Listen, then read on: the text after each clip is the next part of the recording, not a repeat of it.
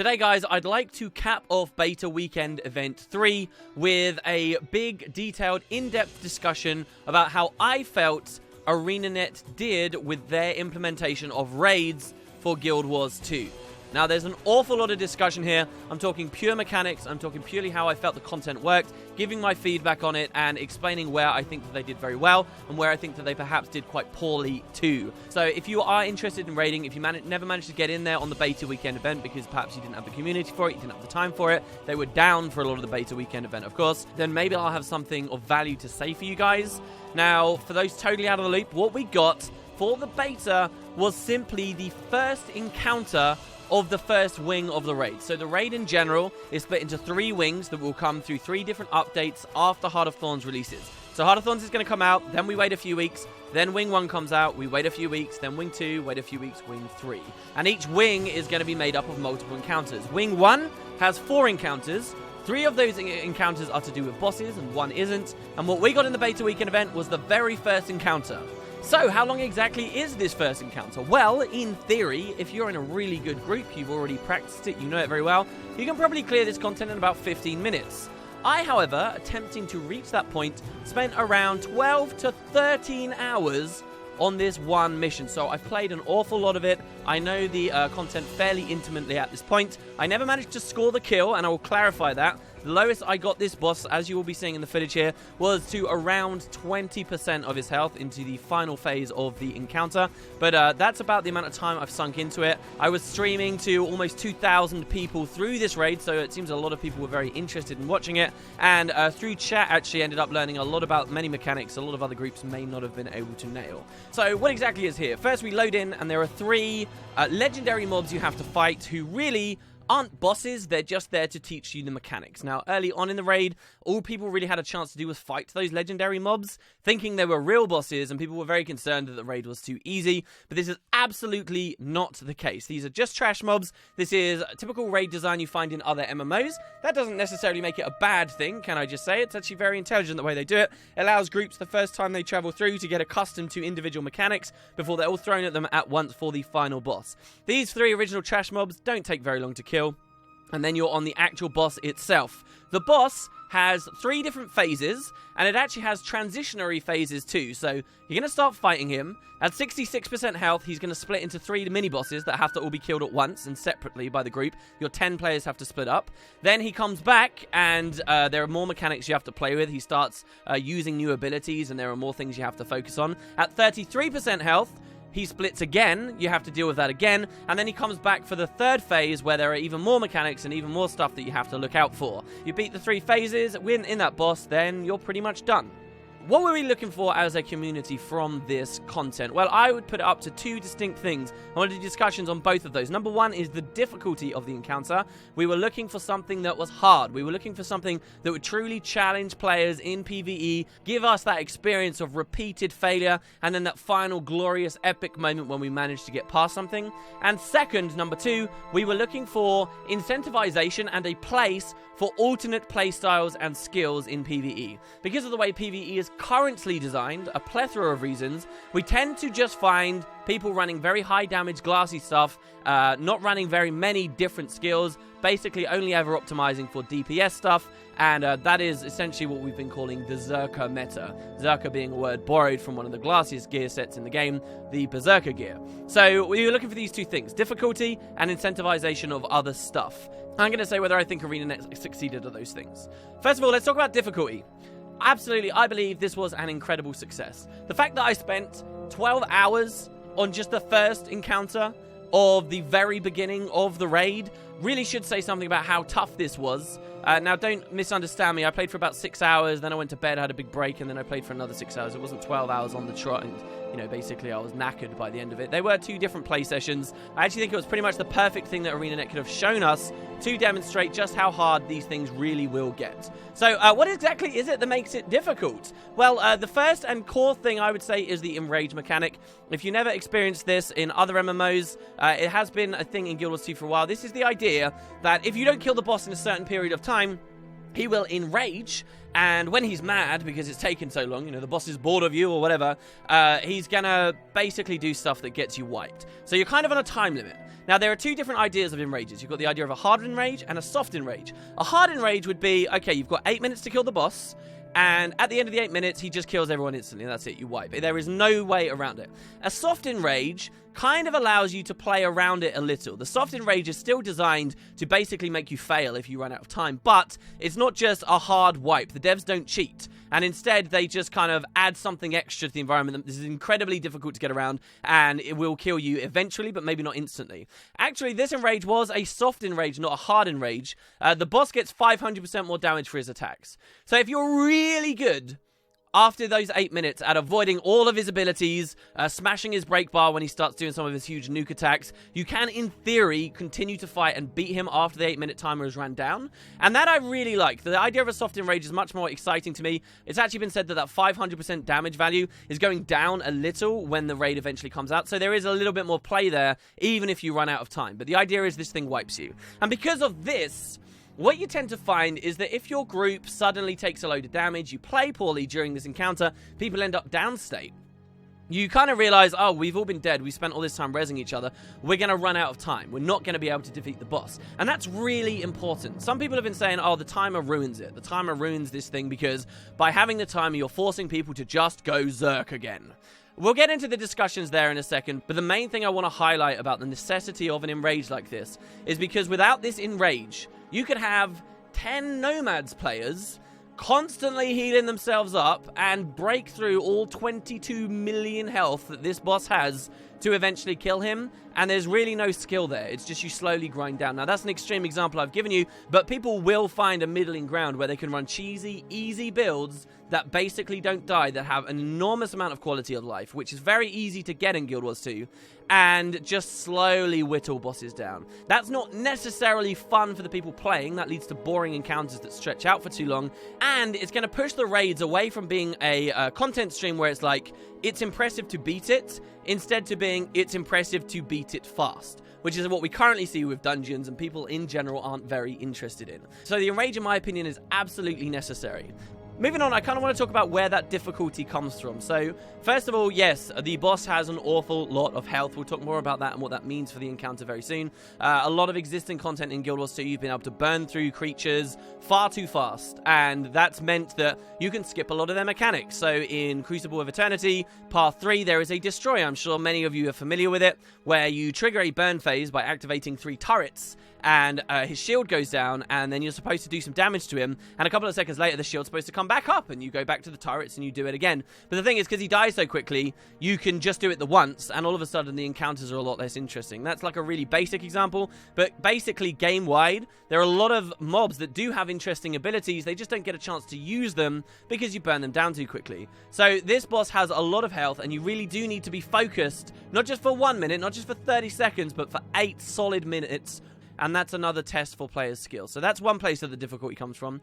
I would say another place that the difficulty is coming from is simply having the right party composition and being able to theorycraft what is actually good in the encounter and what is not. So when I first played with my original 6 hours, I was theory crafting that having some kind of a heavy, dedicated support character that I was trying to fulfill on my team through an Auramancer was the way to go. Later, we realized we needed a little bit more condition damage, which I'll talk about soon, and I ended up theory crafting that maybe I could run Apothecary's gear. This is a ridiculous idea of a build, but for the content, it seemed to work. It allowed me to support and push out massive heals, it allowed me to have some tankiness to myself, and it allowed me to help contribute through certain parts of the boss fight that otherwise I wasn't able to. So that was pretty interesting, and the theorycraft, I will now say, you know, I was basically wrong about, and we'll get into discussions on that in a second. But this is actually a test of player skill. As a group, can you figure out exactly what you need, like that puzzle-solving element? This is the kind of thing that those initial trailblazers will figure out and be excited by, and, you know, future people will be able to just look up online what generally is understood as working well. But this is definitely, for the early days, a place that difficulty comes from. I would say that a lot of the difficulty as well comes from just being attentive and having fast reactions. So one of the core mechanics of this fight is every 9 seconds or so, a blue lightning orb spawns somewhere in the arena that you're fighting this boss. And you need at least 4 players to run over to that orb and stand in its AoE. Otherwise, the orb explodes and essentially one-shots everyone. Now, you can use stuff like Protection and Frost Aura to stop that being a one-shot and try and recover, but it's one of these things that players must always be focusing on. Think about Liadri, where you had to move to certain areas constantly, but on a 10-man level, and deciding who intelligently is going to those orbs, these orange AoEs, is something that you really have to focus on. I've played with multiple people who basically were incapable of it. They just didn't have the reaction times. It wasn't necessarily to do with lag, it's just that they're not used to this kind of content and having to focus on not just their regular skills, but something else in addition to. And that certainly weeds out some of the less skilled players with the more skilled players. And it's an example as well, should I say, that you can still have Twitch fast-paced content even regardless of the gear sets people are running. Anyway, the next place that I would say that the difficulty was coming from is needing to communicate. Now, the lowest I ever got the boss was to about 20% of his health, and this was actually with no communication at all, really. I was communicating with one of my friends, Matt Visual, while we were on a stream. Everyone else was basically just independently doing it. We were a pug group. I have no doubt whatsoever in my mind that had we all been in TeamSpeak and maybe with a little bit more build refinement, we could have killed the boss. We could have done a lot better, but because we were kind of in our own individual little areas, it put more pressure on us. We were never quite sure who had seen what, who was reacting to what. If a disaster had occurred somewhere when the group had to split up, no one could communicate that with one another, and then we would end up failing. So this is absolutely something Raid should all be about, because requiring communication for this content is what brings you closer to your friends, your guilds, and builds that community spirit. That's something I think we were looking for, and they definitely did well. So all these things together basically make this content unlike anything we've seen in Guild Wars 2 before. And if you were looking for something incredibly tough, these raids, as long as all the encounters are kind of tuned around the same way as this initial one, the Veil Guardian are, I think they've hit the nail on the head. It's actually kind of shocking to me that before the raids came out, we had a post from a dev who said, hey, you can probably do the first encounter in exotic gear, and later ones might require Ascended. It's kind of insane to think there's going to be another difficulty bump there, because I cannot imagine possibly trying this with anything less than the best stuff. So that is the last area that the difficulty comes from, having that access to the correct gear and the best food and so forth. And I'm going to talk about that more in a second, because I'm scared of some toxic stuff that could come forward. Anyway, so that's the discussion on difficulty. I'm very happy. I think it's pretty amazing. Let's talk about how the raid has tried to incentivize alternate playstyles. This is what I think most of us really have our eye on. There are a lot of us out there who got very disappointed in Guild Wars 2 because we found out we couldn't tank, we couldn't play like that control-y playstyle, we couldn't be the dedicated support. We didn't like that it was basically just hybrid and incidental support or hybrid and incidental control that we were throwing out, otherwise just running pure DPS stuff. So how has the raid managed to incentivize not just those playstyles, but even on a skill-by-skill level? How has it incentivized characters that run, you know, boon strip? Well, to this degree, I would say they've kind of had moderate success. Not complete success, but do remember we only are looking at a single encounter here. So, in some ways, they've done very well. Boon stripping, I just mentioned, is an absolute necessary part of this encounter. When you get to 66% health of this boss, he will split into 3 smaller bosses. One of those smaller bosses, the blue one, has a buff on him that makes him immune to damage. You have to strip it with boon strips. If you don't have someone with that boon strip, then you're going to fail. Now, unfortunately, this can be done very trivially by basically just a Mesmer who auto-attacks with a sword, which they'd be running anyway, which is why, for this example, I think they've only done, like, moderately okay. And some of the other classes, like Necromants, for example, who also shine at boon stripping, kind of get the short end of the stick there, because the Mesmer can just do it by running a sword. But still, they have incentivized it. Another huge one is, have they managed to incentivize condition damage over flat damage? Now, a lot of changes recently have actually pushed condition damage into a really good place. It used to be that a lot of the conditions wouldn't stack intensity, and it was generally just a very poor choice. Well, with the new changes, there's no real idea of having too much condition damage, necessarily. And once again, one of these bosses that splits, one of them requires boon strip, one of them requires condi damage. You will take no damage except for from condition damage. So when the split occurs, you want to have your boon strip people go one way, you want to have your condition damage people go another way. But there's actually more to it than this as well. This isn't the only way they've incentivized condition damage. The other thing that's really doing well for this encounter is there's a little bit more mobility involved. So condition damage tends to shine when you have characters that have to do more than just constantly DPS, right? That they can't constantly be in melee range. Because if you load up a ton of condition damage, when you move away for a few seconds, that condition damage is still going to continue ticking. There's also the fact that condition damage, as opposed to flat damage, which can kind of start very, very high, you can roll into it immensely quickly, and then it sort of goes down, and then it levels out in terms of like the damage you're throwing out. Condition damage is sort of the opposite, in that it slowly ramps up to a peak, and then it stays very high and very consistent for a long period of time. So, existing bosses and encounters in Guild Wars 2 have been over so fast that really you didn't want the condition damage, because by the time they ramped up to getting a high amount getting thrown out, the boss was dead, because Zerkers could kill it quicker. But now, because this boss has so much health, 22 million, for a bit of reference here, guys, I believe Lupicus, who traditionally for the launch game was one of the hardest bosses, he had about 1.2 million health. This guy's got 22 million health. And so that much larger health pool, that longer encounter, means condition damage really starts to shine. And we've seen a lot of the people who managed to kill the boss actually loaded a lot of that stuff up. And there was a healthy balance between flat damage players and condition damage players. This was actually really fantastic. Moving on, they incentivized a lot of CC in this battle. When that split occurs, when you kill these bosses and drain their health bars, they don't actually die. They continue to fight. The only way you can kill them is to drain their health bars, and then a break bar appears, which you then have to smash through with CCs. Additionally, when you get into later phases of the fight, the main boss will start doing a big nuke, and the only way to stop him nuking you all, again, is to get through a break bar. So this, again, is great at incentivizing these kind of CC abilities, but it suffers a little, again, the same problem that the Boon Strip did, in that there was just one really easy thing a lot of people had access to that could just smash the break bar straight away, and that would be your heralds. You'll be seeing me doing this in the footage in the background, who could quickly swap to their staff, use their staff 5, run through a mob, and shatter the break bar pretty much instantly. So the existence of one very overpowered thing kind of has outshone a lot of other stuff, but it's good that they're incentivizing it. I actually spent a lot of time playing Herald, and I was most successful while I was playing Herald, and I will say, despite the fact that obviously the staff 5 is super overpowered, it was probably one of the most fun moments for me to kill a guy and then you just slam through them with 5 and you know that they're going to die. A lot of fun. The only other thing that really came that fun in the raid for me is, as I said, there's a lot of mobility involved, and actually one of the main abilities that the boss uses is if you don't dodge one of his tails, he'll teleport you away, and it feels very satisfying to mess up. Be like, oh damn, what do I do? And then, as you know, you quickly channel Shiro and then use your 8 and blink back in very fast. But I digress. Those are just some very, very fun moments that I hadn't really experienced elsewhere in the game before. Not in PvE anyway. CCs as well, for what it's worth, and blowouts and pushbacks and immobilizes and chills and cripples also have a little bit more of a place. This is a fairly mobile fight. As you're progressing through, there are these things called Seekers, which constantly move to you and tick damage. You can't kill the Seekers, but you can push them away, and you can keep them away. And people, while they're DPSing, the boss trying to push these things away and, you know, manipulate their enemies' positions, again, is a big part of the fight. Maybe a little undertuned and fairly ignorable, but is certainly a mechanic there that people play with, and gives a bit more use to that control playstyle.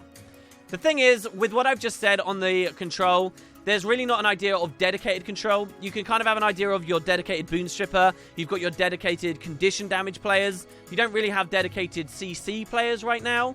But there is absolutely an idea of aggro management here. So there are a lot of misconceptions in the community about the way that aggro works in Guild Wars 2. The truth of it is this, that depending on the boss you're fighting, they have different things they prefer to aggro on. If you're against Mytrin, for example, in Fractals, she will always use one of her abilities on the furthest away target she can. Certain bosses, like the Golem boss in COE, will always try to target low vitality characters, people like Elementalists, for example. Some characters then also do always aggro on the person with highest toughness. And that does happen fairly frequently, but it is not game-wide. Anyway, this boss does that same thing, and he does it very predictably. What does this mean? This means that you can have one player in your group who specifically has more toughness than everyone else, and knows that they will have aggro on the boss without having to rely on any weird, like, taunt mechanics. And with aggro on the boss, they can manipulate the boss to look in a certain direction and use his skills in certain directions, and further to move him to a certain area of the arena. This is actually very important for the encounter. Number one, it's important so that if you want to do a lot of damage, you have that player basically tanking the boss and making them stand still, so that if you're running characters like Elementalists, Glass Elementalists on staffs, a lot of their AoEs can actually end up landing, and you know, any other character that has a rolling AoE. So you can have this character who's actually holding the boss steady, but then as the phases progress, and this is really damn cool, guys, various areas of the platform you're fighting the boss on light up different colors, and standing on it means you take a lot of damage. So you have to have this aggro management character who can then manipulate the boss to run into different areas of the arena before they light up and start doing damage to everyone, so that you can continue doing your damage. So there is absolutely an idea of mobility here.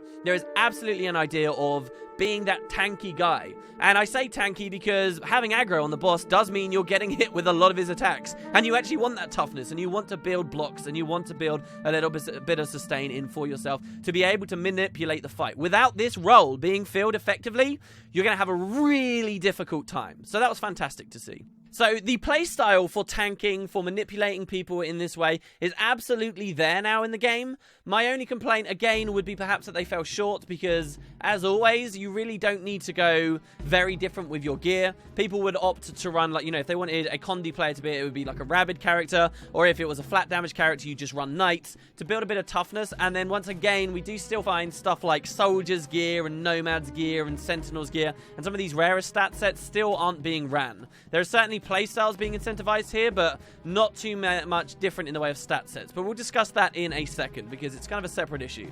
The last big thing that they incentivized, and I think the one that many people have been fixating on, is the idea of playing a dedicated support. So it's not news, and it shouldn't be news, that people support each other in Guild Wars 2. Even if it's something as simple as pumping might out to your friends, or providing banners or whatever, people support each other. But what the community has wanted is a dedicated supporter. Does that exist in this raid? It would seem yes. And it's incentivized through a couple of ways. Number one, the dedicated support that one of the elite specializations provides at the moment is really powerful and can help that person holding the aggro and people who make mistakes and get hit by tails to keep their health up. There's a lot of damage that just kind of globally and unavoidably will tick on you, which can be healed up. This is something you often haven't seen in Guild Wars 2 before, because often a lot of damage could just be mitigated through a ton of other things. Sometimes there will just be damage that hits you here, and having someone to heal that up is absolutely necessary. Damage, while at times spiky, is often, you know, consistently dropping down, and that gives a dedicated heal support character time to buff you up. And the mechanics themselves, this idea of the orb that people need to move to, the dedicated support, Druid specifically, is a great role because they can kind of do a lot of supporting of people from range and move into this mechanic to support the team. They being in that orb prevents everybody taking lots of damage and allows people who want to do damage in melee to stay in melee. So we absolutely saw that role be filled. We saw it be filled by pretty much every group that cleared this boss over the weekend. Now, if you've been paying attention, you might think I'm bullshitting you right now. You might say, what are you talking about, Wooden Potatoes? I've seen the builds that people run. Everybody's still just running Zerker. And that's true, they absolutely were. And you'll continue seeing people run these glassy and these highly optimized stats. You know, if you're trying to do the DPS, then you're running the best DPS stuff you can. This is really a separate issue. Now, the truth is, we did have dedicated support characters out there who were pushing out massive heals, and they were very much in that playstyle. It felt very different to what you would traditionally see in Guild Wars 2. The Druids did have a very different experience.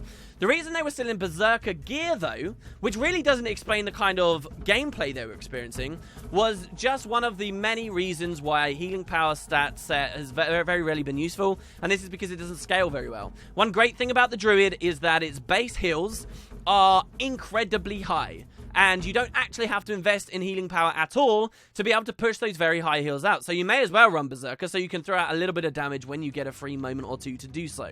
So we did have dedicated support.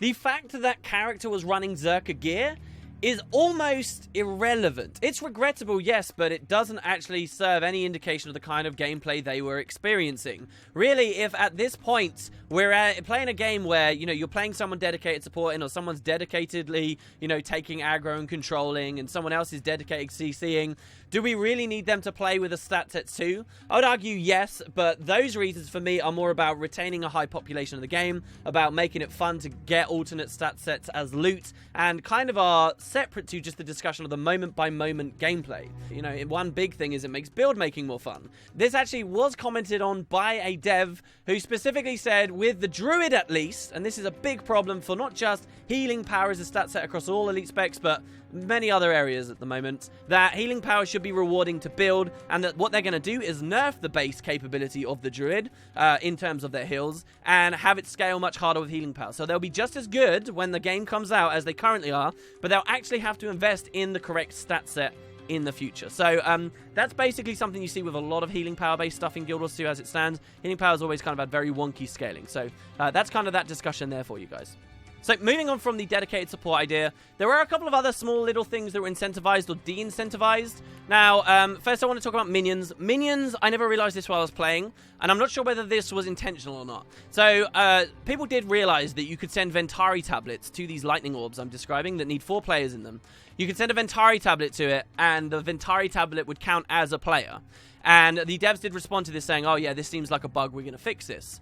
But it is true that all minions, phantasms, pets, spirit weapons, necromancer minions, friggin' racial summons that you could use, all minions counted as players on these orange circles. And if we go with the idea for a second that this was actually intentional, you may be seeing actually another thing that the devs are doing, and that's incentivizing a little bit more minion-based gameplay. Certainly, none of these minions took any damage in the entire encounter. And again, if that is also something that was intentional, then we could be seeing them doing something interesting. For example, the world first was a group who used a dedicated support druid who had themselves as a body, had their pet as a body, and ran 2 spirits. The spirits wouldn't just support the team through, you know, giving them protection and increasing their damage, but if they summoned a spirit on one of the orbs, that counted as another player. So the druid on their own counted for 3 of those slots, allowing many more people to have much higher DPS uptime, in theory, right?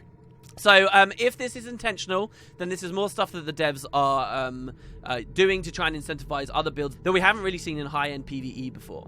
Last thing as well is, with this whole idea of incentivizing alternate playstyles, I do believe a component of that is nerfing ones that are currently too strong. And what you will actually find is Staff Elementalist, which has been long viewed as one of the absolute kings of damage and always used in very meta groups that are trying to burst through stuff as quickly as possible, actually was fairly useless in this encounter. And this is a great thing. The reason it's useless, I really account down to 3 different things. Number 1, there's heavy pressure coming out at you. Even with a dedicated support person, if you're viewing a Staff Elementalist as someone who can do damage from ranged, and then could be, you know, playing with this orb mechanic, to stand in the orbs meant to actually take damage. And Staff Elementalists or Glass Elementalists are the squishiest, least sturdy things in the entire game. They have lowest vitality, lowest armor values. And if you don't build into any of that stuff so you can push out lots of damage, we find that these characters end up going downstate an awful lot. That's one reason they weren't too good. Reason 2 they weren't too good is kind of a result of the Icebow nerf and the fact that this is 10-man content, which means basically the entire group always had 25 vuln, and the entire group always had 25 might on them. So when it comes to the utility skills that Elementalists could run, they couldn't actually do too much. Arcane Wave was basically useless because the might was all over the place all the time. Glyph of Storms, another frequently used one, was basically useless because there was always 25 vuln up anyway, and Icebows had a nerf as it is, and the 5 to try and break bars wasn't necessary because of the Revenants with their staffs. The third and final reason these Staff Elementalists weren't seeing much use and were probably crippling the teams they were in was because in the later phases, when you have your tank dragging this mob around, you're constantly moving around the arena, and what this means if you drop a meteor shower or any kind of rolling ticking AoE, the boss moves out of it fairly quickly. So these 3 things compounded together, and that made space for some other people to be DPSs, such as, you know, lots of heralds, which we saw, which could continue putting out that damage, continue pushing out vuln, continue supporting their allies, and you know, much more. So all the really positive stuff, in my opinion, with how they incentivize us to do other stuff. If we see more of this kind of thing in the future encounters, I'll be very happy. But I do want to talk about what they missed. Now, again, remember, this is just the first encounter. But in terms of the mechanics you actually had to play with, it was very narrow. So, for example, there was always 25 might, always 25 vuln, as I've already explained. And what this kind of meant is that for some classes and some roles, it was like, oh, why would we ever take that? It doesn't offer us anything. We have the 25 might anyway. We have the 25 vuln anyway. And someone who maybe once offered something, a spec that once was viable in some way, wasn't. And I think in every single raid encounter we're going to see this, that no longer can you view a class as being beneficial just because it provides a lot of might or a lot of vuln. With 10 players, it's just kind of always on there. And more than ever, I feel like the vuln cap and the might cap would do much better if they went up to 50, and the effectiveness of each individual stack was halved, for example. So there could be a little bit more play there. There were two other things as well that we currently see used all the time in existing dungeons that basically had no play on use at all here. Reflects did absolutely nothing. Anyone who could provide a reflect provided nothing for this encounter, and blinds were only marginally useful. Blinds were only really good for the Seekers, blinding the Seekers so they couldn't do their pulsing AoEs, but people could CC them away anyway. So these two things, while we have seen them used in abundance over 3 years already, it does make me a little sad to see that there's basically no place for them at all. And so my kind of poster child example here for the fact that the rest of the encounter was kind of narrow is the build I was running for the first 6 hours that I really wanted to work was I wanted to be that dedicated support character, and I wanted to do it through Auramancing on an Elementalist. So I had heals, which were useful. I could pop Rebound, which was useful if, you know, if we missed the orb mechanic, you could pop Rebound and save 5 people's lives because they wouldn't get instantly nuked down, and that was pretty cool. I could give super speed to people again so they could get to the orbs very quickly. There were some nice things that this build offered, but much of the rest of it was pretty much useless. It didn't matter that I was pushing out a fire aura in everyone. The might component and the burning component were basically useless. The shocking aura that I could push out to everyone was also basically useless. The reflect aura I was pushing out to everyone was useless. The light guardian aura that I was pushing out to everyone was basically useless. The only thing that really mattered worth a damn was frost aura. High protection uptime could be offered by other people, and I kind of realized, you know, that even though there was such a wide range of things that I was doing to support people here, a lot of them really didn't count for anything. You know, to look at the comparison, you know, Colin Johansson came out with a quote a while ago, basically expressing, look, we think a lot of stuff is really useful and sees play in PvP, but in PvE we're not really seeing it. So we're trying to bring that bar up and bring them a little bit more similar, right? Like, if I had that much aura uptime in PvP, constantly on 5 targets, guaranteed hitting 5 targets, it would be an incredibly useful build. All these components would actually feel like they're working for me, but really, this encounter was very narrow. And most of that stuff still didn't mean a damn. And that was very unrewarding, especially knowing there's some incredibly other competitive healing specs available on other classes. Basically, by the end of the night, I realized I'd been a huge drag on the group by trying to run this spec, and I ended up going to, yeah, guess what, a DPS character. So hopefully the other encounters kind of express more need for these other things like anti-stealth and so on. I have 2 final criticisms of the raid before we wrap the video up, and these I do consider fairly big. The first one has had a lot of talk about it, and there's not too much more I can throw into my ring except that I think it needs to change. This is skill effects. One component of how they made the raid difficult seems to just be there's too many skill effects going on, and it's really difficult to see tells. I'll be honest, it took me hours and hours and hours to learn how to avoid one of the boss's most basic attacks. After I'd learned how to deal with it and realized what tiny little flashy effect in this massive, disgusting pile of effects I was actually supposed to be focusing on, once I had figured that part out, the rest came fairly naturally, and there was a huge difference. So seeing these tells, making sure you're in the right place is incredibly important for the raid, but the effects of the new elite specializations and a lot of the basic stuff in Guild Wars 2 are so explosive and so shiny. When you put it up to a 10-man encounter, I was scared this would happen, and it absolutely seems to have. It's just almost impossible to see what's going on sometimes, and that isn't just a problem for the people playing who can't see the skill effects. That's kind of a problem for people who are interested in getting into that content. They watch some of it and they think, oh, this just looks like a mess. This looks ridiculous. Again, I was streaming to a huge audience for a lot of my experience of these raids, and I saw a lot of comments coming from people saying, this game looks ridiculous. This just looks completely stupid. What am I supposed to be watching? It's a huge problem with Guild Wars 2. Hopefully the devs fix it. And the final one I consider a much more major issue. And it's not really with the raids themselves, but it's with the way that balance for the elite specializations and game works at the moment. And that is that, while they have very successfully, might I add, it added incentive for, like, the tanky guy, and added incentive for the condi guy, and added incentive for the dedicated support guy, we're in a very binary situation right now. You either have the build that fills that role, or you do not. So, what do I mean by that? This encounter incentivized condition damage. Let's focus on that first. So, all we really saw were Sinister Engineers. Why? Because Sinister Engineer is by far better than everyone else at flat condition damage consistent, and it can do it from range at that, which is a component of that encounter.